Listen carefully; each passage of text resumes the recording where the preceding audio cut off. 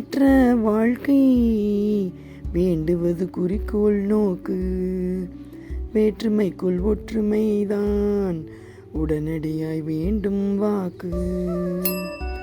ஊற்றெடுக்கும் கருத்தும் போக்கும் உருவாகும் சூழற்கேற்ப வேற்றுமையும் கொண்டு தோன்றல் வெளிப்படையே இருந்த போதும்.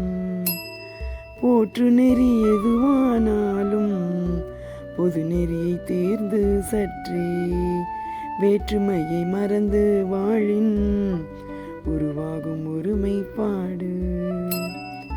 வேற்றுமையை மறக்க எந்த வேற்றுமையும் வெறுத்து நோக்க மாற்றுணர்வி வழியன்றோதி வலம் வருவாய் உலகப்பாவாய்.